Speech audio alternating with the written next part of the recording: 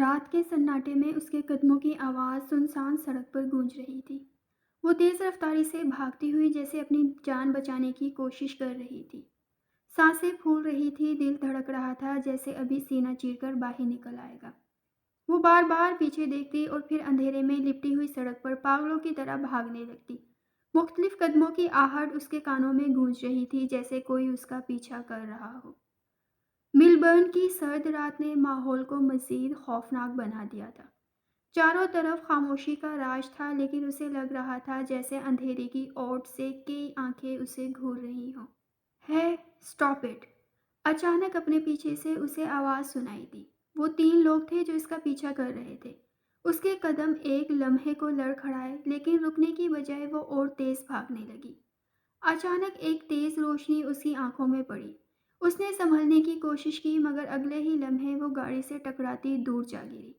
زمین پر گرتے ہی اس کا سر قریب پڑے پتھر سے ٹکرایا تھا۔ درد کی ایک تیز لہر اس کے پورے وجود میں دوڑ گئی۔ آنکھوں کے سامنے اندھیرا چھانے لگا، لیکن اس نے ہمت نہ ہاری۔ کانپتے ہاتھوں کے سہارے وہ دوبارہ اٹھنے کی کوشش کرنے لگی۔ اسے اپنی جان اور عزت دونوں بچانی تھی۔ اس کے قدم لڑکھڑائے تھے۔ گاڑی کا دروازہ زور سے کھلا۔ ایک نوجوان گاڑی سے نکلا اور فکر مندی سے اس کی طرف بڑھا تھا۔ I am sorry, I didn't see you۔ وہ شرمندہ لہجے میں بولتا اسے اٹھانے کی کوشش کرنے لگا۔ تبھی وہ 3 مرد وہاں آ کر رکے تھے۔ Hey man, stay away, she belongs to us۔ ان میں سے ایک شخص بولا، جبکہ باقی 2 اس پر نظریں جمائے ہوئے تھے۔ دعا جلدی سے اس کے قریب ہوئی۔ No, no, no, please help me۔ وہ کپکپاتے ہاتھوں سے اس کے بازو کو جگڑتے ہوئے مدد مانگنے لگی۔ آلیان نے ایک لمحے کے لیے اس کے لرزتے وجود کو دیکھا، پھر صورتحال کو بھانپتے ہوئے کمر سے اپنی گن نکال لی۔ کون ہو تم لوگ، اور اس لڑکی کا پیچھا کیوں کر رہے ہو؟ وہ اب انگریزی میں ان سے مخاطب ہوا جو اس کے ہاتھ میں گن دے کر اپنے قدم پیچھے لیتے ہوئے بھاگنے کی تیاری کر رہے تھے۔ آلیان انہیں بھاگتے دیکھ کر اس کی طرف متوجہ ہوا جو ابھی تک کانپ رہی تھی۔ اس کا چہرہ خوف سے سفید پڑ گیا تھا۔ ہے، relax, you are safe now. Aliyan نے اپنی گن نیچے کی اور اس کی طرف جھک کر نرمی سے بولا۔ تھینک یو، وہ شکر گزار ہوئی۔ تمہارا گھر کہاں ہے؟ اگر تم چاہو تو میں تمہیں تمہارے گھر چھوڑ سکتا ہوں۔ وہ اتنا رحم دل نہیں تھا، مگر آج پتہ نہیں کیوں اس کو نیکی کرنے کا بھوت چڑھا ہوا تھا۔ میرا کوئی نہیں، ان لوگوں نے میرا پاسپورٹ لے لیا، میں اب پاکستان کیسے جاؤں گی؟ وہ روتے ہوئے بولی۔ تم پاکستان سے ہو؟ اب کہ وہ اردو میں بولا، اس کی بات سن کر دعا نے جھٹکے سے سر اٹھایا۔ آپ بھی پاکستانی ہیں؟ وہ حیرت کے ملے جلے تاثرات سے بولی۔ شکل سے تو وہ بالکل انگریز معلوم ہوتا تھا۔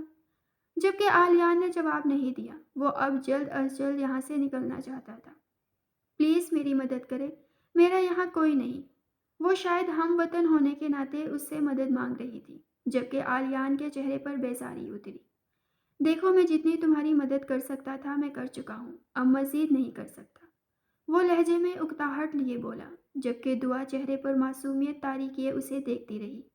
آلیان نے ایک گہرا سانس لیا۔ کیا مدد چاہیے؟ گاڑی تیز رفتاری سے سڑک پر دوڑ رہی تھی۔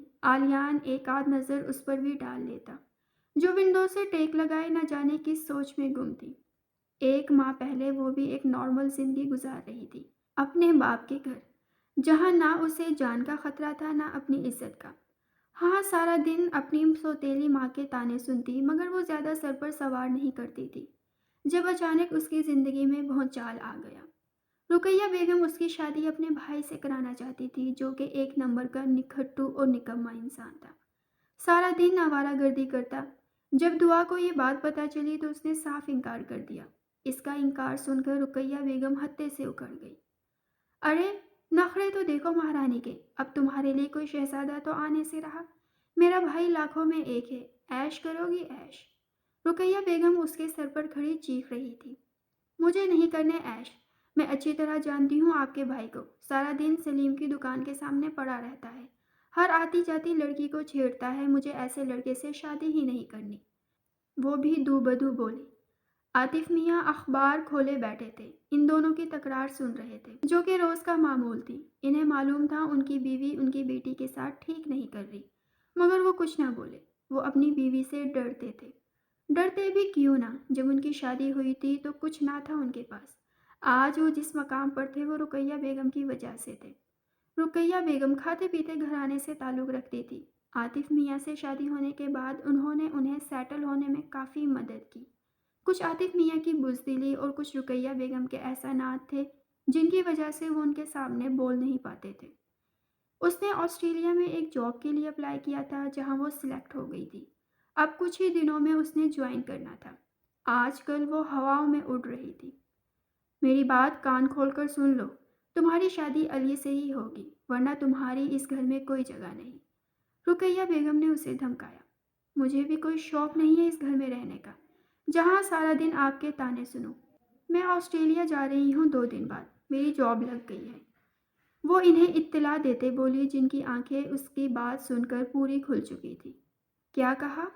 آسٹریلیا جائے گی تو؟ ٹانگیں توڑ دوں گی تیری۔ بلاتی ہوں کل ہی علی کو اور تیرا نکاح کر کے تجھے اس کے ساتھ رخصت کرتی ہوں تاکہ میری جان چھوٹے تجھ سے۔ وہ ابھی بھی اسے دھمکا رہی تھی۔ میں بھی دیکھتی ہوں آپ کیسے میرے ساتھ زبردستی کرتی ہیں۔ وہ ڈٹ گئی۔ جھکنا تو اس نے کبھی سیکھا ہی نہیں تھا۔ اس کی آنکھوں میں بغاوت دیکھ کر رقیہ بیگم گہری سوچ میں ڈوب گئی۔ اگلے دن وہ اپنے بیڈ پر بیٹھی اپنے ڈاکومنٹس ترتیب دے رہی تھی۔ رقیہ بیگم آج گھر پر نہیں تھی، جبکہ عاطف میاں بھی اپنی دکان پر گئے ہوئے تھے۔ اس کے باقی بہن بھائی ہمیشہ ماں کے پلو سے ہی بندھے رہتے تھے۔ وہ آج خوش تھی کیونکہ کل اس کی فلائٹ تھی۔ اچانک اس کے کمرے کا دروازہ نوک ہوا۔ آ گئے سر درد۔ اسے لگا رقیہ بیگم اور اس کے بچے ہیں۔ وہ تبھی بڑبڑاتی ہوئی دروازے کی طرف بڑھی، مگر سامنے علی کھڑا تھا۔ کیا ہے؟ یہاں کیوں آئے ہو؟ تمہاری بہن یہاں نہیں ہے۔ وہ علی کو دیکھ کر بیزاری سے بولی جو آنکھوں میں جلتے دیپ لیے اسے ہی دیکھ رہا تھا۔ اس کی تو لاٹری نکل آتی اگر اس کی شادی اس حسینہ سے ہو جاتی، مگر وہ تو جیسے اسے بھاؤ دینے کو تیار ہی نہیں تھی۔ علی نے اچانک اس کا ہاتھ پکڑا اور اسے کھینچتا ہوا باہر صحن میں لے آیا۔ یہ کیا بدتمیزی ہے؟ چھوڑو میرا ہاتھ۔ دعا حیرانے سے اس کی حرکت دیکھتی ہوئی چلائی۔ اس کی آواز اتنی بلند تھی کہ ساتھ والی سکینہ آنٹی اپنی چھت پر کھڑی ان کے گھر جھانکنے لگی۔ وہ محلے کی پھپھا کٹنی عورت تھی جن کا کام بس محلے میں چغلیاں کرنا تھا۔ ان کے لیے ایسے نظارے بڑے دلچسپ ہوتے تھے۔ تم میری بہن سے ڈرو مت، ہم نے محبت کی ہے، کوئی گناہ نہیں کیا۔ اگر اسے پتہ بھی چل گیا تو کچھ نہیں ہوگا، تم فکر مت کرو، میں سب سنبھال لوں گا۔ علی صحن کے بیچوں بیچ کھڑا اونچی آواز میں بول رہا تھا، جبکہ وہ حیران و پریشان اسے دیکھ رہی تھی جو نہ جانے کون سی کہانیاں گھڑ رہا تھا، جبکہ سکینہ آنٹی کان لگاتی ہوئی مزید ان کی باتیں سننے لگی۔ یہ کیا بکواس کر رہے ہو؟ محبت؟ اور تم سے شکل دیکھی ہے اپنی؟ وہ بھی جواباً چلائی تھی۔ علی نے اس کے کندھے پر ہاتھ رکھتے ہوئے اسے تھوڑا قریب کیا۔ میں جانتا ہوں تم میرے بنا ایک دن بھی نہیں رہ سکتی، اور میں بھی اب تمہارے بنا نہیں رہنا چاہتا۔ ہم دونوں جلد شادی کر لیں گے۔ علی اس کی آنکھوں میں آنکھیں ڈالے بول رہا تھا، جبکہ دعا تو حیرت کے مارے پھٹی پھٹی آنکھوں سے اسے دیکھ رہی تھی۔ اس نے ایک جھٹکے سے علی کو خود سے دور کیا۔ ابھی وہ کچھ بولتی جب رقیہ بیگم گھر میں داخل ہوئی۔ یہ کیا ہو رہا ہے؟ وہ تو ایسے کہہ رہی تھی جیسے وہ جانتی ہی نہ ہو یا یہ ان کا ہی آئیڈیا نہ ہو۔ اپنے بھائی سے کہیں مجھ سے دور رہا کرے ورنہ میں اس کی جان لے لوں گی، دعا انہیں دیکھ کر دھمکی آمیز لہجے میں بولی۔ اس سے پہلے کہ وہ پلٹتی اپنے کمرے میں جاتی، سکینہ آنٹی وہاں نمودار ہوئی۔ ارے رقیہ، یہ تم نے پرورش کی ہے اس کی، تمہارے ہی بھائی سے عشق و عاشقی کر رہی ہے۔ ارے اتنی ہی آگ لگ رہی تھی تو شادی کیوں نہیں کرا دیتی ان دونوں کی؟ توبہ توبہ، ہماری بھی بچیاں ہیں مگر ان کی جرت نہیں کہ کسی غیر مرد کو آنکھ اٹھا کر بھی دیکھیں۔ وہ کانوں کو ہاتھ لگاتی بولی، بہن کیا کروں، جوان لڑکی ہے، کتنا ہی روک سکتی ہوں۔ کل کو کوئی اونچ نیچ ہو گئی تو لوگ مجھے ہی باتیں بنائیں گے کہ سوتیلی ماں نے دھیان نہیں دیا۔ رقیہ بیگم نے مصنوعی آنسو بہائے۔ بیٹی جیسا تم چاہ رہی ہو ویسا ہی ہوگا، میں کل ہی علی سے تمہارا نکاح کروا دوں گی۔ اب وہ دعا کی طرف متوجہ ہوئی۔ دعا کا تو بس نہیں چل رہا تھا ان سب کا منہ نوچ لے۔ مجھے نہیں کرنی آپ کے بھائی سے شادی۔ ابھی وہ مزید بولتی جب سکینہ آنٹی نے اسے ٹوکا۔ ارے کیوں نہیں کرنی شادی؟ عاشقی کرتے ہوئے تو تم نے یہ نہیں سوچا؟ ویسے بھی اب کون کرے گا تم سے شادی؟ جس کے ساتھ بدنام ہوئی ہو اسی کے ساتھ نکاح کرو۔ ان کی آوازیں سن کر محلے کی عورتوں نے ان کے گھر جھانکنا شروع کر دیا تھا۔ اچھا خاصا تماشا لگ گیا تھا۔ بھائی صاحب، نکاح کر دو اس کا اس لڑکے کے ساتھ، کہیں ایسا نہ ہو منہ کالا کر کے آپ کی عزت کو خاک میں ملا دے، ایک عورت عاطف میاں سے بولی، جو ابھی گھر میں داخل ہوئے تھے۔ کوئی بھی اس کی بات کا یقین نہیں کر رہا تھا۔ رقیہ بیگم نے بڑی چالاکی سے اس کا نکاح علی سے کرانے کا فیصلہ کر دیا۔ کل اس کا علی سے نکاح تھا، جبکہ وہ اپنا سامان پیک کرتی ہوئی یہاں سے بھاگنے کا ارادہ کیے ہوئے تھی۔ رات کے 11 بج رہے تھے جب وہ چپکے سے گھر سے باہر نکل آئی۔ اس نے پہلے ہی اپنی دوست سے بات کر لی تھی جو کہ ہاسٹل میں رہتی تھی۔ ایک رات اس نے وہاں گزاری اور پھر اگلے ہی دن وہ آسٹریلیا آ گئی۔ یہاں آ کر اسے پتہ چلا کہ وہ جاب فیک ہے، بلکہ یہ کوئی مافیا تھا جو فیک جاب کا ایڈ دے کر لڑکیوں کو بلاتے تھے، پھر ان کی اسمگلنگ کی جاتی تھی۔ دعا بھی اس مافیا کے ہاتھ لگ گئی تھی۔ وہ بڑی مشکل سے اپنی جان بچا کر بھاگ گئی جب انہوں نے اسے دیکھ لیا اور اس کا پیچھا کرنے لگے۔ پھر وہ آلیان سے ٹکرا گئی۔ گاڑی ایک جھٹکے سے رک گئی تو وہ اپنی سوچوں سے نکلی۔ آلیان گاڑی سے نیچے اتر آیا۔ وہ مردانہ وجاہت کا شاہکار لگتا تھا، سفید رنگت، ہلکی گرے آنکھیں، مغرور کھڑی ناک، جو اسے اور مغرور بناتی تھی۔ وہ بھی اپنی طرف کا دروازہ کھول کر نیچے اتر آئی۔ وہ اسے اپنے فلیٹ لے کر آیا تھا۔ دروازہ بند کرتے ہوئے وہ سیدھا کچن کی جانب بڑھا۔ فریج سے پانی کی بوتل نکالتے وہیں کھڑے کھڑے منہ سے لگا لی، جبکہ وہ لاؤنج کے بیچوں بیچ کھڑی کنفیوز سی ادھر ادھر دیکھ رہی تھی۔ اسے سمجھ نہیں آ رہا تھا کہ وہ کیا کرے، یوں ہی کھڑی رہے یا لاؤنج میں رکھے صوفے پر بیٹھ جائے۔ ابھی وہ یہی سوچ رہی تھی جب آلیان بوتل واپس فریج میں رکھتا دھیرے سے اس کی طرف بڑھا۔ اسے اپنی طرف آتے دیکھ کر وہ گھبرائی۔ وہ اس کے اپنی طرف بڑھتے قدموں کو دیکھتے آہستہ آہستہ غیر محسوس انداز میں پیچھے قدم اٹھانے لگی، جبکہ آلیان یوں ہی اس کی طرف بڑھ رہا تھا۔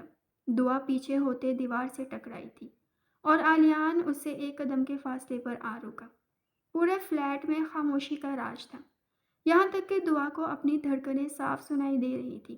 آلیان دعا پر نظریں جمائے ہوئے دایاں ہاتھ دعا کے دائیں جانب دیوار پر رکھتا اس کے چہرے کی طرف جھکا، جبکہ دعا نے گھبرا کر آنکھیں زور سے میچ لی۔ جب آلیان کا بایاں ہاتھ بھی دروازے پر ٹکا، دعا مکمل اس کے حصار میں قید ہو گئی، یہاں تک کہ اسے آلیان کی سانسیں اپنے چہرے پر محسوس ہو رہی تھی۔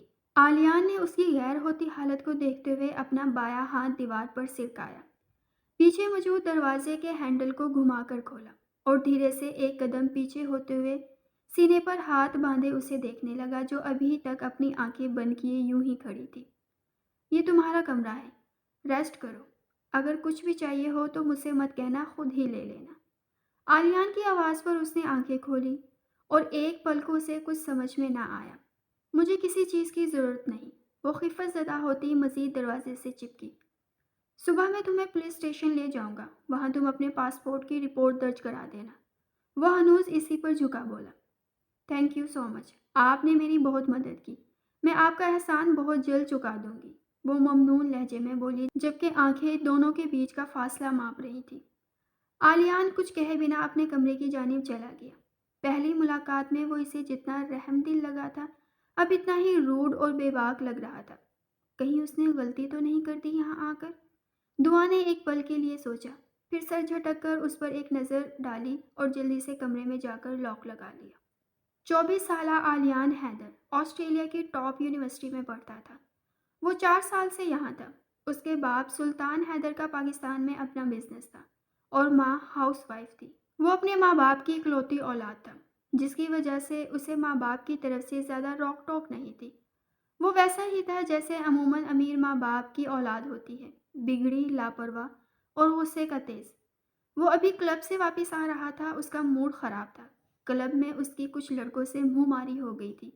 ان کی اچھی طرح دھلائی کرنے کے بعد بھی اس کا موڈ ٹھیک نہ ہوا تو وہ سب کچھ بھاڑ میں جھونکتا گھر واپس جا رہا تھا۔ ڈرائیونگ کرتے ہوئے اسے اچانک سگریٹ کی طلب محسوس ہوئی تو گاڑی کی سپیڈ سلو کرتے سگریٹ سلگانے لگا۔ اس کا دھیان پل بھر کو بھٹکا جب اچانک سے کوئی اس کی گاڑی سے ٹکرایا تھا۔ او شٹ! سنسان سڑک پر اکا دکا ٹریفک تھی، ایسے میں یہ مصیبت اسے کوفت کا شکار کر گئی۔ اس نے بے دلی سے گاڑی کو بریک لگائی اور دروازہ کھولتے باہر نکلا۔ سامنے کوئی لڑکی اس کی گاڑی سے ٹکرائی تھی، وہ اسے مصیبت کا شکار لگی۔ आलियान उसकी जानिब बढ़ा। वो ہوش میں تھی جبکہ اس کے پیچھے آئے وہ 3 لوگ اس کے پاس کسی لڑکے کو دیکھ کر وہیں رک گئے۔ آلیان کا ہرگز ارادہ نہیں تھا اس لڑکی کی مدد کرنے کا۔ وہ اسے دیکھ کر جانے ہی لگا تھا جب اچانک اس لڑکی نے آلیان کا ہاتھ پکڑ کر اسے مدد کے لیے کہا، تو مجبوراً اسے اس کی مدد کرنا پڑی۔ وہ اسے اپنے گھر لے آیا۔ اس وقت بھی وہ پولیس اسٹیشن میں اس کے ساتھ رپورٹ درج کرانے آیا تھا جب اس کا فون بجا۔ وہ ایک سائڈ پر آ کر فون سننے لگا کہ اس کے کانوں میں آواز پڑی۔ وہ لڑکی پولیس اسٹیشن میں ہے، اس کے ساتھ کوئی لڑکا بھی ہے۔ آلیان آگے کی طرف ہوتے اس آواز کی طرف متوجہ ہوا۔ اسے ایک سیکنڈ نہ لگا سمجھنے میں، وہ کوئی پولیس والا تھا جو فون پر بات کر رہا تھا۔ اس کا دل چاہا اسے پیٹ کر رکھتے، مگر وہ کچھ سوچ کر رکا اور واپس اندر کی جانب بڑھا جہاں وہ بیٹھی اسی کا انتظار کر رہی تھی۔ چلو اٹھو، ہمیں یہاں سے نکلنا ہے۔ آلیان اس کا ہاتھ پکڑ کر اسے کھڑا کرتے ہوئے بولا۔ مگر ہوا کیا ہے؟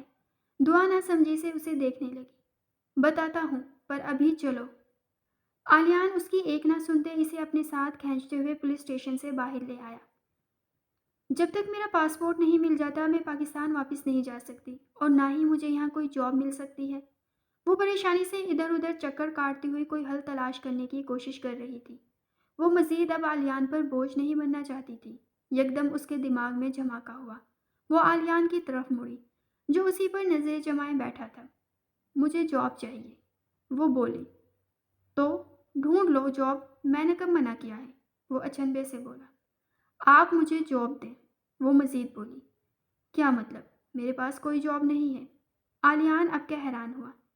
دیکھیے میں آپ کا سارا کام کروں گی، آپ کے لیے کھانا بھی بناؤں گی اور آپ کے گھر کی صفائی بھی کروں گی۔ آپ پلیز مجھے یہاں رہنے دیں جب تک میرا پاسپورٹ نہیں مل جاتا اور میں پاکستان واپس نہیں چلی جاتی، دعا بڑی امید سے بولی، جبکہ آلیان تو یہ سوچ رہا تھا کہ یہ لڑکی اس سے چپکتی ہی جا رہی ہے۔ اسے تو یہ نیکی گلے پڑتی محسوس ہوئی تھی۔ وہ جلد از جلد اسے چھٹکارا پانا چاہتا تھا۔ یعنی تم کہہ رہی ہو تم میری ملازمہ بن کر رہو گی؟ لیٹ می تھنک، اس طرح تم میرے سارے احسان بھی چکا دو گی؟ اس نے ایک لمحے کے لیے سوچا۔ ٹھیک ہے، مگر یاد رکھنا تمہیں ہر وہ کام کرنا پڑے گا جو میں کہوں گا۔ اگر ذرا سی بھی کام چوری دکھائی تو جاب سے فارغ کر دوں گا۔ آلیان اسے ڈرا رہا تھا۔ مجھے منظور ہے، وہ خوشی سے بولی۔ ٹھیک ہے جاؤ، سب سے پہلے میرا کمرہ سیٹ کرو، اس کے بعد کھانا بنانا، پھر میرا اسٹوڈیو صاف کرنا۔ وہ 1 منٹ میں اسے کئی کام بتاتا LCD آن کرتا صوفے پر لیٹ گیا، جبکہ دعا کی آنکھیں صدمے سے پھیلی تھی۔ وہ تو واقعی اسے اپنی ملازمہ سمجھ بیٹھا تھا۔ یہاں سے بھی ڈسٹنگ کرو اور اس پیس کو سیدھا کر کے رکھو۔ یہ فائل یہاں کیوں رکھی ہے؟ وہ اس کا کمرہ صاف کر کے کھانا بنا چکی تھی اور اب اس کا اسٹوڈیو صاف کر رہی تھی جب وہ کھانا کھا کر اس کے سر پر آ دھمکا۔ اب اس کا دماغ کھایا جا رہا تھا۔ مسٹر آلیان حیدر، اگر آپ کو میرے کام سے اتنا ہی مسئلہ ہے تو آپ خود کیوں نہیں کر لیتے؟ وہ ضد چھوتی بولی۔ اگر میں نے خود ہی کرنا ہے تو تمہیں کیوں ہائر کیا ہے؟ تم چاہو تو چھوڑ سکتی ہو، مجھے کوئی مسئلہ نہیں۔ وہ فراخ دلی سے بولا۔ دعا جانتی تھی اس کے پاس اب کوئی چارہ نہیں۔ کام مکمل کرنے کے بعد وہ اتنا تھک چکی تھی کہ اس میں کھانا کھانے کی ہمت بھی نہیں تھی۔ وہ بھوکے بیٹھی سونے کے لیے لیٹ گئی۔ صبح جب اس کی آنکھ کھلی تو 11 بج رہے تھے۔ وہ جلدی سے فریش ہوئی۔ اس نے ابھی کمرے سے باہر قدم ہی رکھا تھا جب اسے اپنے اوپر کسی کی نگاہ محسوس ہوئی۔ گردن موڑ کر دیکھا، وہ آلیان تھا جو مسلسل اسے گھورے جا رہا تھا۔ اٹھ گئی میڈم آپ؟ میں صبح 9 بجے بریک فاسٹ کرتا ہوں، اس کے بعد مجھے یونیورسٹی جانا ہوتا ہے، مگر آپ شہزادی صاحبہ 11 بجے اٹھ رہی ہیں۔ تمہاری وجہ سے میں یونیورسٹی سے بھی لیٹ ہو گیا۔ وہ اسے شرمندہ کر رہا تھا۔ نہ جانے ایک دن میں کیا بدلا تھا، وہ واقعی اسے اپنی ملازمہ سمجھ رہا تھا۔ آئی ایم سوری، مجھے پتا نہیں تھا۔ اسے ندامت ہوئی، آنکھوں میں آنسو بھر آئے۔ ایک ہی دن میں آلیہ نے اسے نچا کر رکھ دیا تھا۔ اب آنسو بہانے کی ضرورت نہیں، میں اتنا بھی ظالم نہیں۔ میں نے کھانا باہر سے آرڈر کر دیا ہے، تم کھا لینا، میں ابھی یونیورسٹی جا رہا ہوں۔ اس کے آنسو دیکھ کر وہ کچھ نرم پڑا اور بھائی کی طرف بڑھ گیا۔ 1 ہفتہ گزر گیا تھا اسے رپورٹ درج کرائے، مگر اس کا پاسپورٹ ابھی تک نہیں ملا تھا۔ وہ جلد از جلد یہاں سے جانا چاہتی تھی، مگر قسمت کو شاید ابھی یہ منظور نہیں تھا۔ آلیان کا بس چلتا تو اس سے سارا دن کام کراتا۔ اس 1 ہفتے میں اس نے اسے بہت تنگ کیا تھا۔ کبھی جان بوجھ کر ہر چیز پھیلا دیتا، تو کبھی کوئی شرٹ اٹھا کر اسے استری کرنے کا بولتا، تو کبھی جناب کی کھانے کو لے کر فرمائشیں شروع ہو جاتی۔ وہ اپنی طرف سے ہر کام پرفیکٹ کرتی مگر آلیان کوئی نہ کوئی خامی ڈھونڈ کر اسے آگ بگولا ہونے پر مجبور کرتا۔ کبھی کبھی اسے آلیان سے اپنی ساس ہونے کا گمان ہوتا تھا مگر اسے یہ سکون تھا کہ اس گھر میں اس کی جان اور عزت دونوں محفوظ ہیں۔ آلیان کبھی بھی اسے غلط نگاہوں سے نہیں دیکھتا تھا۔ وہ باہر بہت کم نکلتی تھی۔ کوئی ضروری سامان لینا ہوتا یا گروسری کرنی ہوتی تو آلیان ہی اسے لا کر دیتا۔ آج موصوف فرمائش کر کے گئے تھے کہ ڈنر میں پاستا کھائیں گے۔ وہ پاستا تیار کرنے لگی تو اسے احساس ہوا کہ سویا سوس ختم ہو گئی ہے، اسی لیے وہ قریبی مارکیٹ آ گئی۔ جب وہاں کچھ لڑکوں نے اس کے ساتھ چھیڑ خانی شروع کر دی۔ دعا نے پہلے نظر انداز کرنا چاہا مگر جب وہ حد سے بڑھنے لگے تو وہ جلدی سے سوس لے کر اسٹور سے باہر نکل آئی۔ وہ لڑکے مسلسل اس کا پیچھا کر رہے تھے۔ دعا کو اب گھبراہٹ ہونے لگی۔ اس سے پہلے کہ وہ گھر پہنچ پاتی ایک لڑکے نے اس کا ہاتھ پکڑ لیا جبکہ باقی زور زور سے کہکا لگانے لگے۔ دعا اپنا ہاتھ چھڑانے کی مسلسل کوشش کر رہی تھی۔ پلیز چھوڑو مجھے، وہ مزاحمت کرنے لگی۔ آنسو ٹپ ٹپ اس کی آنکھوں سے گرنے لگے۔ ان میں سے ایک نے آگے بڑھ کر اس کے چہرے کو چھونا چاہا جب وہ اپنا ہاتھ پکڑتا ہوا نیچے جھک گیا۔ اس کے ہاتھ سے خون بہہ رہا تھا۔ دعا نے پیچھے مڑ کر دیکھا تو آلیان ہاتھ میں چاقو پکڑے خونخوار نگاہوں سے ان لڑکوں کو دیکھ رہا تھا۔ وہ ایک نگاہ دعا پر ڈال کر ان کی طرف بڑھا۔ کچھ ہی منٹوں میں وہاں ہاتھا پائی شروع ہو گئی۔ وہ ایک ان سب پر بھاری تھا۔ وہ بھاگنے کی کوشش کرتے مگر آلیان انہیں موقع نہیں دے رہا تھا۔ کچھ دیر بعد وہاں پولیس آ گئی۔ وہ اب ان سے انویسٹیگیشن کرنے لگی۔ انہوں نے میری بیوی کو چھیڑا، آلیان بولا، جبکہ دعا تو پھٹی پھٹی آنکھوں سے اسے دیکھ رہی تھی۔ پولیس انسپکٹر اب آلیان کو ان کا پاسپورٹ دکھانے کا کہہ رہا تھا جبکہ دعا کے پاس اس کا پاسپورٹ نہیں تھا۔ آپ نے کچھ دن پہلے ان کے پاسپورٹ کی رپورٹ درج کرائی تھی اور آپ اب کہہ رہے ہیں کہ یہ آپ کی بیوی ہے؟ وہ آفیسر کچھ زیادہ ہی چالاک تھا۔ عالیہ نے بڑی مشکل سے سارا معاملہ رفع دفع کیا۔ وہ اسے لے کر گھر آ گیا۔ آپ نے ان سے یہ کیوں کہا کہ میں آپ کی بیوی ہوں؟ دعا اس سے پوچھ رہی تھی۔ اگر نہ کہتا تو تمہیں اٹھا کر جیل میں بند کر دیتے۔ تم پہلے ہی یہاں انلیگل ہو، اوپر سے تمہارا پاسپورٹ نہیں مل رہا۔ اپنے ساتھ ساتھ مجھے بھی پھنسوانے کا ارادہ تھا کیا؟ آلیان کا غصے سے برا حال تھا جبکہ دعا صوفے پر بیٹھی تھی۔ بیچ بیچ میں چور نظروں سے آلیان کو دیکھ رہی تھی جو پہلے کی نسبت اب تھوڑا پرسکون نظر آ رہا تھا۔ وقفے وقفے سے اس کا موبائل بج رہا تھا۔ دعا اب کچن میں کھانے کا انتظام کر رہی تھی جب بیل بجی۔ آلیان نے ہی دروازہ کھولا۔ وہ ایک نظر دیکھ کر پھر سے کچن میں مصروف ہو گئی جب اسے آلیان کی آواز سنائی دی جو اسے پکار رہا تھا۔ جب وہ لاؤنج میں آئی تو آلیان نے اسے بیٹھنے کا کہہ کر اس کے سامنے ایک فائل رکھی تو اس نے سوالیہ نظروں سے آلیان کو دیکھا۔ یہ نکاح نامہ ہے، تمہیں یہاں سائن کرنے ہوں گے۔ اگر دوبارہ ایسی کوئی سچویشن آتی ہے تو میں کم از کم تمہیں پروٹیکٹ کر سکتا ہوں۔ اب تمہاری مرضی، یا تو ان پر سائن کر دو یا ایسے ہی ڈر ڈر کر زندگی گزارو جب تک تمہارا پاسپورٹ نہیں مل جاتا اور تم پاکستان واپس نہیں چلی جاتی۔ آلیان نے کہا، اسے پین پکڑاتے ہوئے سائن کرنے کا اشارہ کیا۔ اگر یہاں بغیر کسی مصیبت کے رہنا ہے تو یہ نکاح تو کرنا ہی پڑے گا، ورنہ آئے روز کسی نہ کسی پریشانی کا سامنا کرنا ہوگا۔ دعا نے ہچکچاتے ہوئے آلیان کی بتائی جگہوں پر سائن کیے۔ اس کے بعد آلیان نے بھی سائن کیے۔ آلیان کے دوست نے فائل پکڑتے ہوئے کہا، مبارک ہو، اب آپ دونوں میاں بیوی ہیں۔ یہ سنتے وہ واپس کچن میں آ گئی۔ اس کارروائی کے بعد دعا کے ہاتھ ٹھنڈے ہو رہے تھے اور دل کی دھڑکن حد درجہ تیز تھی۔ آدھے گھنٹے بعد آلیان اپنے دوست کو رخصت کرتے ہوئے کچن میں آیا جہاں وہ ٹیبل پر کھانا لگائے خود ایک سائڈ پر کھڑی انگلیاں چٹکا رہی تھی۔ پتہ نہیں اس نے یہ قدم اٹھا کر صحیح بھی کیا تھا یا نہیں مگر اب وہ مطمئن تھی۔ کیا ہوا بیوی، بیٹھ جاؤ، کھانا نہیں کھانا؟ اسے پریشان کھڑا دیکھ کر آلیان بولا جبکہ اس کے طرز تخاطب پر وہ آنکھیں پھاڑ کر اسے دیکھنے لگی۔ کیا ایسے کیا دیکھ رہی ہو؟ بیوی ہو تو بیوی ہی کہوں گا۔ اس کے حیران ہونے پر اس کی آنکھوں میں دیکھتا ہوا وہ بولا، وہ صرف ایک کاغذی رشتہ ہے، آپ مجھ سے زیادہ فری مت ہو۔ دعا نے اسے یاد دلایا۔ یہ ایک دم سے تمہاری زبان اتنی کیوں چلنے لگ گئی ہے؟ پہلے تو میرے سامنے آواز نہیں نکلتی تھی۔ آلیان اس کی طرف جھک کر بولا، آپ پیچھے ہوں۔ دعا نے اسے پیچھے کرنے کی کوشش کی۔ کیوں؟ وہ مزید اس پر جھک آیا۔ اب وہ بغور اس کی آنکھوں میں دیکھ رہا تھا جو اسے دھکا دیتی اپنے کمرے کی طرف بھاگی۔ مجھے نہیں کھانا، وہ دور سے چلائی جبکہ آلیان ہنستا ہوا سیدھا ہوا۔ آ جاؤ یار، میں صرف تمہیں تنگ کر رہا تھا۔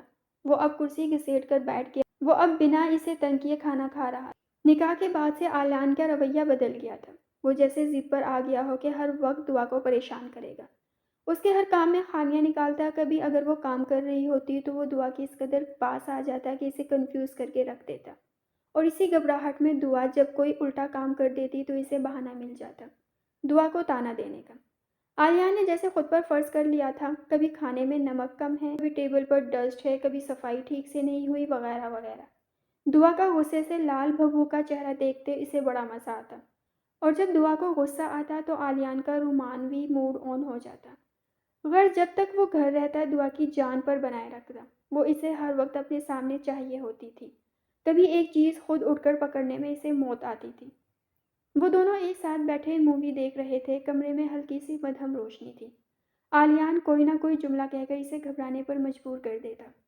تبھی اسکرین پر چلتے سین نے ماحول کو اور گمبھیر کر دیا. اچانک فلم میں ایک بولڈ سین آیا تھا تو عالیان کے چہرے پر ایک شرارتی مسکراہٹ نمودار ہوئی.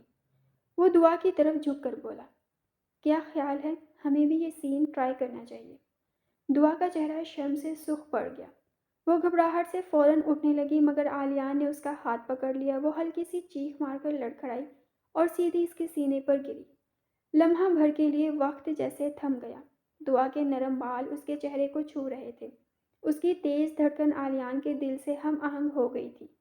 وہ خود کو چھڑانے کی کوشش کر رہی تھی مگر عالیان نے آہستگی سے اس کی کمر کے گرد بازو حائل کرتے اسے مکمل طور پر اپنے حصار میں قید کر لیا تھا. چھوڑے مجھے، اس نے مدھم سی آواز میں کہا مگر اس کے لہجے کی کپکپاہٹ میں ضد اور بے بسی زیادہ تھی. عالیہ نے اس کی آنکھوں میں جھانکتے ہوئے سرگوشی کی.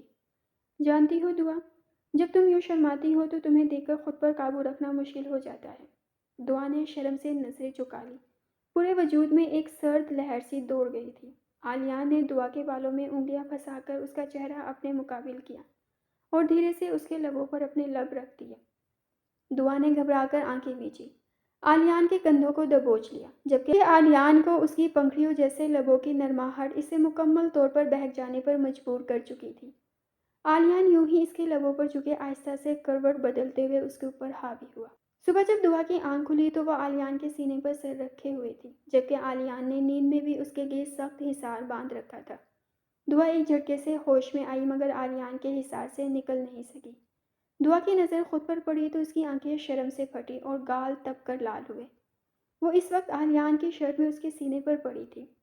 دعا کی آنکھوں میں پورے جزیات کے ساتھ رات کا منظر گھوما. وہ اچانک اس پر مہربان ہوا تھا اور اپنی شدتوں سے پوری رات اس کے ہوش اڑائے رکھے. وہ شرم سے لال ہوتی بغیر عالیان کو جگائے اس وقت اس کی پناہوں سے بھاگی اور واش روم میں بند ہو گئی. دعا نے ناشتے کی ٹیبل سجا دی تھی. ہاتھ کانپ رہے تھے مگر دل میں یہی چاہت تھی کہ عالیان کے سامنے کم از کم اپنے جذبات چھپا سکے. کیا وہ اس رشتے کو لے کر مخلص ہے یا اس نے صرف اس کا استعمال کیا ہے؟ صبح سے ایسی ہی سوچوں نے اس کا دماغ خراب کیا ہوا تھا. واہ، آج تو بڑا اہتمام کیا ہے. وہ ٹیبل پر پلیٹ رکھ رہی تھی کہ پیچھے سے عالیان کی آواز آئی.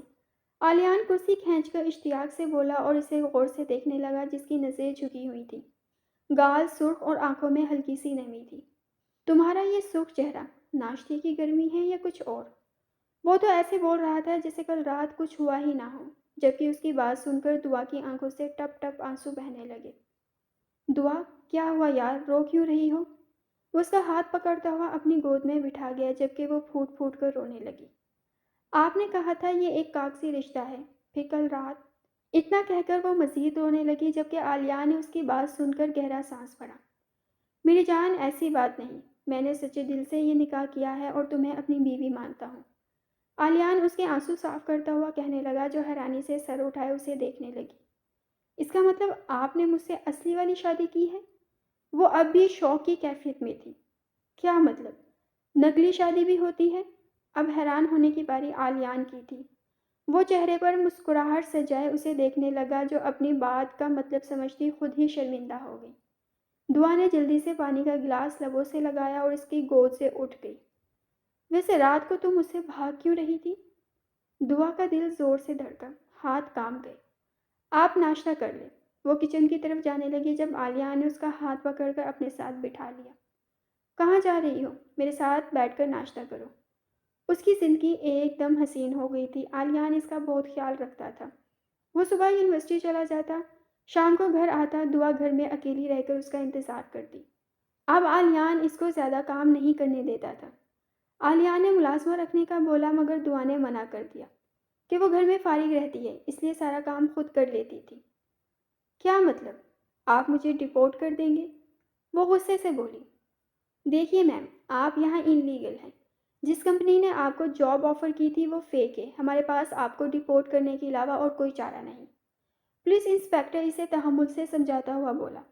صبح آلیان یونیورسٹی چلا گیا تھا جب وہ اپنا سارا کام ختم کرتی ہوئی ابھی بیٹھی ہی تھی جب لینڈ لائن پر کال آئی۔ پولیس اسٹیشن سے فون تھا، اس کا پاسپورٹ مل گیا تھا۔ وہ خوش ہوتی اپنا پاسپورٹ لینے آئی تھی مگر یہاں آ کر پتہ چلا کہ وہ اسے ڈپورٹ کر رہے ہیں۔ مجھے اپنے شوہر سے بات کرنے دیں، آپ کیسے مجھے ڈپورٹ کر سکتے ہیں؟ وہ پریشانی سے ادھر ادھر چکر کاٹنے لگی۔ اگر ابھی وہ یہاں سے چلی جاتی تو آلیان سے کیسے رابطہ کرتی؟ اسے تو اس کا نمبر بھی یاد نہیں تھا۔ اسے سمجھ نہیں آئی وہ اس سچویشن میں کیا کرے، اس کا دماغ بالکل معاف ہو چکا تھا۔ چلیے میم، ٹائم ہو گیا ہے، پولیس انسپکٹر اس کے پاس آ کر بولا۔ پلیز میری بات سنیں، میں اس طرح نہیں جا سکتی، مجھے اپنے ہسبینڈ سے بات کرنی ہے۔ وہ منت کرنے لگی۔ سوری میم، یہ پاسبل نہیں۔ انسپکٹر نے دو ٹوک جواب دیا تو وہ بے بسی سے ہاتھ ملتی رہ گئی۔ روزانہ کی طرح وہ آج اس کی گاڑی کا ہارن سن کر باہر نہیں آئی تھی۔ اسے لگا وہ آج بھی مسکراتی ہوئی اس کا استقبال کرے گی، مگر تھوڑی دیر گزرنے کے بعد بھی دروازہ نہ کھلا۔ یہ بیوی آ کیوں نہیں رہی؟ وہ بڑبڑایا۔ اس کے دل میں ہلکی سی بے چینی ہوئی، لیکن پھر سر جھٹک کر خود کو مطمئن کرنے کی کوشش کی اور آگے بڑھ کر بیل پر ہاتھ رکھ دیا۔ جب سے ان دونوں کا نکاح ہوا تھا وہ ہی سے حقیقتاً اپنی بیوی ماننے لگا تھا۔ اس کے پاس گھر کی کیز تھی مگر جب تک وہ خود دروازہ نہ کھولتی اس نے اندر داخل نہیں ہونا تھا۔ چند لمحے بیل بجانے کے بعد بھی جب دروازہ نہ کھلا تو اسے حقیقتاً پریشانی نے آن گھیرا۔ وہ جلدی سے دروازہ کھولتا ہوا گھر کے اندر داخل ہوا۔ دعا؟ وہ اب ادھر ادھر دیکھتا اسے آوازیں دے رہا تھا مگر وہ ہوتی تو جواب آتا۔ وہ ابھی اسے ڈھونڈ ہی رہا تھا جب دروازے کی آواز پر پلٹا۔ روبینہ آنٹی گھر میں داخل ہوئی۔ بیٹا، دعا پولیس اسٹیشن گئی تھی، کیا ابھی تک آئی نہیں؟ وہ آلیان کو دیکھتی ہوئی بولی۔ کیا؟ Police station? مگر کیوں؟ آلیان تعجب سے بولا۔ کہہ رہی تھی اس کا پاسپورٹ مل گیا ہے، وہی لینے جا رہی ہے۔ روبینہ آنٹی اسے بتا رہی تھی جب آلیان انہیں وہیں چھوڑتا بھاگتا ہوا اپنی گاڑی کی طرف بڑھا۔ وہ یہاں انلیگل تھی اس لیے ہمیں انہیں ڈپورٹ کرنا پڑا۔ پولیس آفیسر اسے کب سے ایک ہی بات سمجھانے کی کوشش کر رہا تھا جبکہ وہ اپنی بات پر ڈٹا ہوا تھا۔ اسے غصہ آ رہا تھا۔ آپ کیسے اسے اس طرح اچانک ڈپورٹ کر سکتے ہیں؟ رولز اپنی جگہ، مگر وہ میری بیوی ہے، مجھے بتائے بغیر آپ لوگوں نے اسے واپس بھیج دیا۔ آلیان نے اپنی مٹھیاں بھیجی، اس کی آواز بھاری ہو گئی تھی۔ وہ مزید کچھ دیر ان سے بحث کرتا رہا مگر پھر واپس اپنے فلیٹ آ گیا۔ اسے دعا کی فکر ہو رہی تھی، پتہ نہیں وہ صحیح سلامت پہنچی بھی ہوگی یا نہیں۔ آلیان کو تو یہ بھی نہیں معلوم تھا وہ رہتی کہاں ہے۔ کیا پتہ اسے میرا نمبر یاد ہو اور وہ مجھ سے رابطہ کرے۔ اس کے دل میں ایک امید جاگی، مگر جب 2 دن گزرنے کے بعد بھی اس نے رابطہ نہ کیا تو اس کی امید آہستہ آہستہ ٹوٹنے لگی۔ ایک فیصلہ لیتا ہوا وہ اپنے کمرے کی طرف بڑھ گیا۔ اس کی پڑھائی مکمل ہونے میں ابھی 6 ماہ باقی تھے مگر وہ پاکستان جانے کا ارادہ کر چکا تھا۔ 1 ہفتہ ہو گیا تھا اسے پاکستان آئے مگر اس کا دل کسی چیز میں نہیں لگ رہا تھا۔ وہ ابھی تک اپنے گھر نہیں گئی تھی، وہ وہاں جانا بھی نہیں چاہتی تھی۔ اسے معلوم تھا اس کی ماں پھر سے اس پر کوئی نہ کوئی الزام عائد کرے گی۔ وہ اپنی دوست کے ساتھ اس کے ہاسٹل رہ رہی تھی۔ اس نے ایک کال سینٹر میں جاب کرنا شروع کر دی تھی۔ وہ خود کو مصروف رکھنے کی کوشش کرتی مگر رات کو تکیے پر سر رکھتے ہی آلیان کی یادوں میں کھو جاتی۔ کاش میں نے اپنا ایڈریس دیا ہوتا اسے یا اس کا نمبر یاد کر لیا ہوتا۔ اب میں اسے کس طرح رابطہ کروں؟ وہ اپنی کم عقلی پر ٹھنڈی آہ بھر کر رہ جاتی۔ اس نے سوچا بھی نہیں تھا وہ اس سے اس طرح جدا ہو جائے گی۔ عالیہ نے مجھے گھر نہ پا کر کیا سوچا ہوگا؟ وہ شاید مجھے ایک بے وفا اور دھوکے باز لڑکی سمجھتا ہوگا۔ وہ پھر سے سوچوں کے جال میں الجھی۔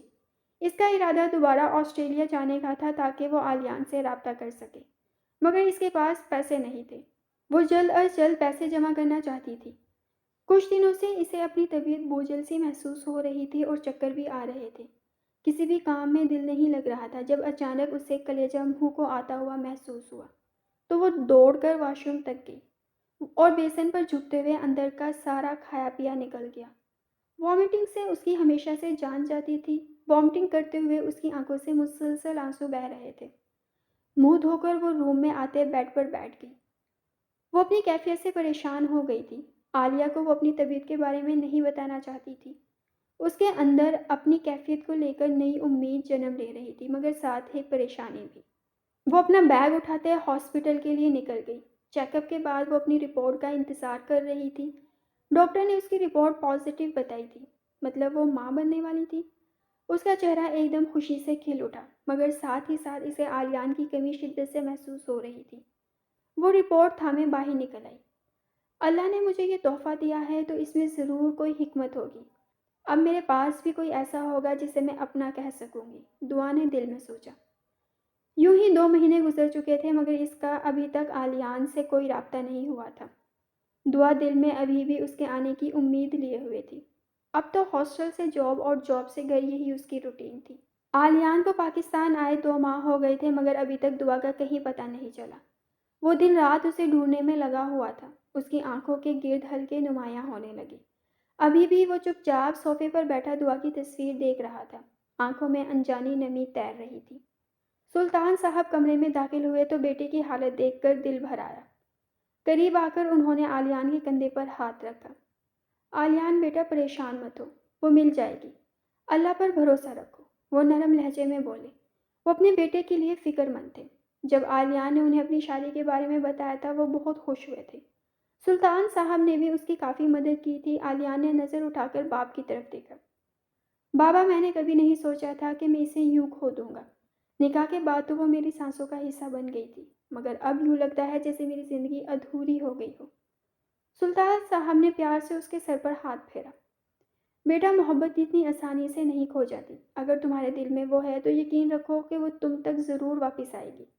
اللہ آزمائش دیتا ہے، مگر ساتھ سکون کا راستہ بھی دکھاتا ہے۔ وہ اسے دلاسا دے رہے تھے۔ وہ اپنی جاب سے واپس آ رہی تھی جب اچانک سے علی کہیں سے نمودار ہوا۔ وہ 2 دن سے اس کا پیچھا کر رہا تھا۔ دعا اسے دیکھ کر ڈر گئی۔ تمہیں شرم نہ آئی گھر سے بھاگتے ہوئے؟ کس کے ساتھ منہ کالا کیا ہے تم نے؟ وہ منہ سے آگ نکالنے لگا۔ دفع ہو جاؤ یہاں سے، دوبارہ میرے راستے میں مت آنا، وہ بھی جواباً پھنکاری، اور ہاسٹل کی طرف بڑھ گئی۔ اسے ڈر تھا کہیں علی سے نقصان نہ پہنچا دے۔ اس نے ہاسٹل آ کر سکون کا سانس لیا۔ علی کو اس کے بارے میں پتہ چل گیا تھا۔ وہ جانتی تھی وہ دوبارہ ضرور اس کے راستے میں آئے گا۔ وہ علی سے ڈرتی نہیں تھی، مگر اپنے ساتھ جڑی اس جان کے لیے خوف زدہ تھی، کہیں پھر سے اس کا تماشا نہ لگ جائے۔ اس دن کے بعد وہ بہت محتاط رہنے لگی تھی۔ ایک ڈر تھا جو اس کے دل میں بیٹھ گیا تھا۔ ابھی 2 دن بھی نہیں گزرے تھے جب عاطف میاں علی کے ساتھ ہاسٹل آ گئے۔ اسے دیکھتے ان کا جلال عروج پر پہنچا تھا۔ وہ کبھی سوچ بھی نہیں سکتے تھے کہ دعا ایسا قدم اٹھا سکتی ہے۔ بد چلن، تمہیں شرم نہ آئی؟ ان کا ہاتھ دعا پر اٹھ گیا۔ وہ اسے گھسیٹتے ہوئے اپنے ساتھ گھر لے گئے۔ گھر لا کر انہوں نے اسے کمرے میں بند کر دیا۔ بابا، میری بات سنیں، ایسا نہیں ہے جیسا آپ سوچ رہے ہیں، پلیز دروازہ کھولیں۔ دعا منتیں کرنے لگی، مگر وہ کچھ بھی سننے کو روادار نہیں تھے۔ رقیہ بیگم نے الگ تماشا لگایا تھا۔ وہ اسے اپنے گھر رکھنے کو تیار نہیں تھی۔ پتہ نہیں کس عاشق کے ساتھ منہ کالا کیا ہے۔ میرے بھائی سے نکاح کر لیتی تو آج یہ دن نہ دیکھنا پڑتا۔ وہ اسے کوس رہی تھی۔ عاطف میاں نے دوبارہ اس سے کلام نہیں کیا تھا، گویا اس کا وجود ان کے لیے ناگواری کی علامت بن گیا ہو۔ دعا نے کئی بار صفائی دینے کی کوشش کی، مگر وہ نہ مانے۔ اسے گھر سے نکلنے کی اجازت نہیں تھی۔ رقیہ بیگم نے تو جیسے اپنی ساری کڑواہٹ دعا پر اتارنے کی ٹھان لی تھی۔ اگر واقعی نکاح کیا ہے تو ثبوت دکھاؤ، خالی دعوے سے کچھ نہیں ہوتا۔ ان کے لفظ دعا کے دل پر پتھر کی طرح گرتے۔ وہ چاہ کر بھی کچھ نہ کہہ پاتی، کیونکہ اس کے پاس کوئی کاغذ، کوئی گواہ، کوئی ثبوت نہیں تھا۔ بس عالیان کا یقین اور اس کی یادیں تھیں جو کاغذ پر لکھے لفظوں کی طرح ثابت نہیں کی جا سکتی تھی۔ آہستہ آہستہ دعا پر ایک چپ سی طاری ہو گئی۔ وہ اب رقیہ بیگم کے سامنے خاموش رہتی، سر جھکائے سب کچھ سہتی، اور رقیہ بیگم نے اسی خاموشی کا فائدہ اٹھایا۔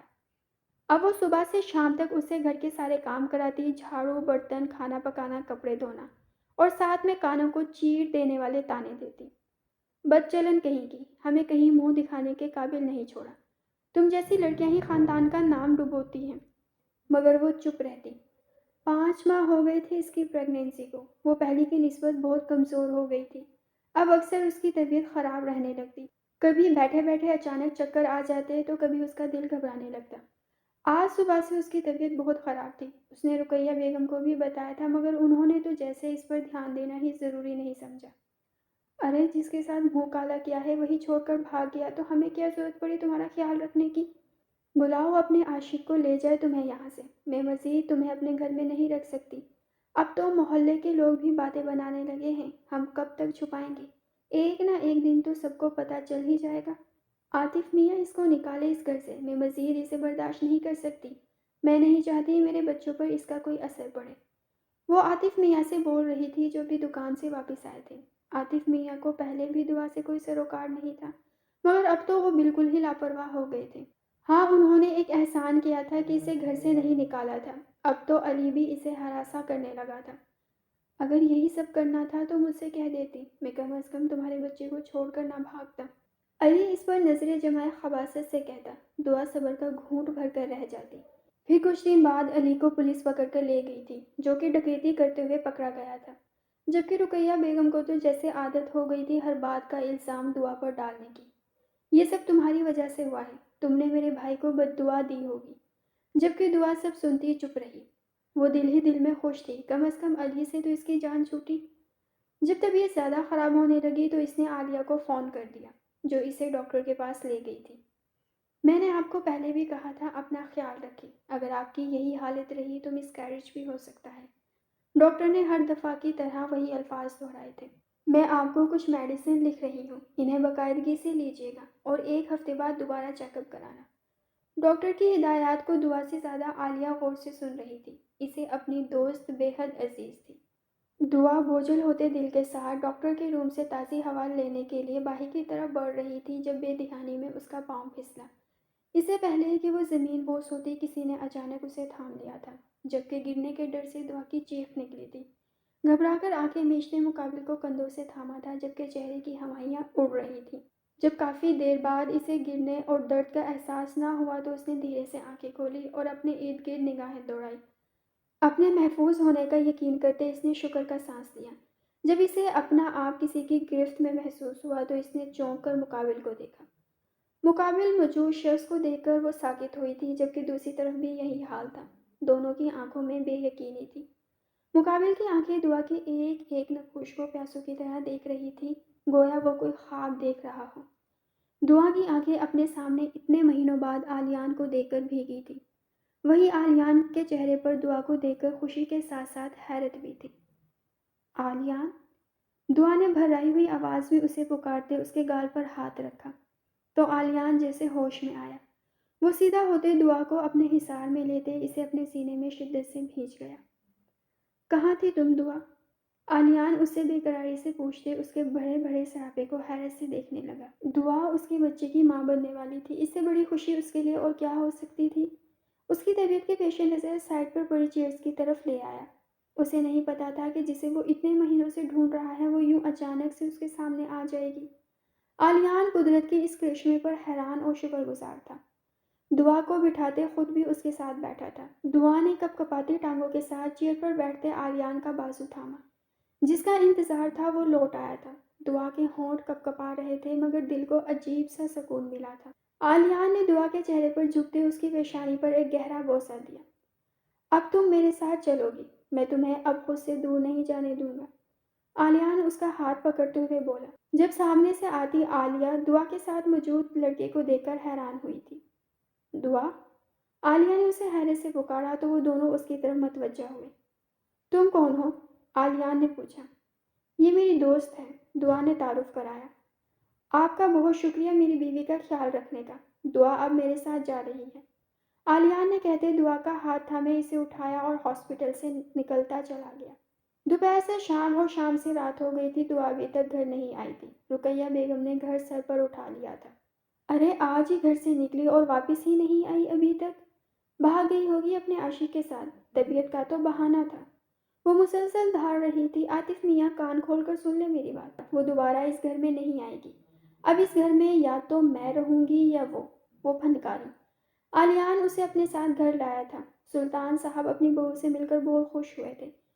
ڈنر کرنے کے بعد وہ آلیان کے ساتھ اس کے روم میں آ گئی۔ آلیان، آپ تو بہت امیر ہیں۔ وہ اس کے کمرے کو اشتیاق سے دیکھتی بولی، جبکہ عالیان تو اس کے چہرے پر پھوٹتی خوشی کو دیکھ رہا تھا۔ ہاں ہوں امی، کیونکہ میرے پاس تم ہو، وہ مسکراتے ہوئے بولا۔ دعا شرما گئی۔ ابھی وہ لوگ باتیں کر رہے تھے جب نیچے شور کی آواز سنائی دی۔ عالیان نے ایک نظر دعا کو دیکھا اور باہر کی جانب بڑھا، جبکہ دعا بھی اس کے پیچھے لپکی۔ دعا، باہر آؤ۔ وہ ابھی کمرے سے نکلی تھی جب عاطف میاں کی آواز اس کے کانوں میں پڑی۔ وہ لاؤنج میں آئی۔ عاطف میاں اور علی کھڑے تھے۔ بابا، وہ ابھی اتنا ہی بولی تھی جب وہ آگے بڑھے۔ انہوں نے اسے تھپڑ مارنے کے لیے ہاتھ اٹھایا۔ اس سے پہلے کہ تھپڑ اس کے رخسار تک پہنچتا، ایک مضبوط ہاتھ نے عاطف میاں کی کلائی کو بیچ میں ہی روک دیا۔ عالیہ نے آگے بڑھتے ان کا ہاتھ پکڑ لیا تھا۔ آپ میری بیوی پر ہاتھ نہیں اٹھا سکتے۔ عالیان کی آواز بھاری گونجدار تھی۔ ایک لمحے کے لیے لاؤنج میں سناٹا چھا گیا۔ بیوی؟ وہ حیرانی سے بڑبڑائے۔ اگر یہ تمہاری بیوی ہے تو اتنے دن کہاں تھے تم؟ ان کی آنکھوں میں غصے کی لکیر تھی۔ عالیان گہرا سانس بھر کر رہ گیا۔ اس نے سارا قصہ ان کے گوشو گزار کیا تھا، جسے سن کر وہ کچھ نرم پڑے تھے۔ اگر آپ نے دعا کا ساتھ دیا ہوتا تو وہ گھر سے کبھی نہ بھاگتی، عالیان مزید کہہ رہا تھا، جبکہ عاطف میاں نے نظریں اٹھا کر دعا کو دیکھا جو انہیں ہی دیکھ رہی تھی۔ انہوں نے آگے بڑھ کر اسے گلے لگا لیا، جبکہ وہ ان کے سینے سے لگ کر پھوٹ پھوٹ کر رونے لگی۔ کچھ دیر بعد عاطف میاں چلے گئے تھے تو دعا عالیان سے شکوہ کرنے لگی۔ آپ کو پتا ہے میں نے اتنی مشکلوں سے یہ 5 مہینے گزارے۔ عالیان نے اسے سینے سے لگا لیا۔ میری جان، صرف تم ہی نہیں بلکہ یہ دن میرے لیے بھی بہت مشکل تھے، مگر میں وعدہ کرتا ہوں اب تمہیں خود سے کبھی دور نہیں کروں گا۔ وہ اس کے ماتھے پر اپنے ہونٹ رکھتا ہوا بولا۔ دعا نے اس کے سینے سے سر ٹکا دیا۔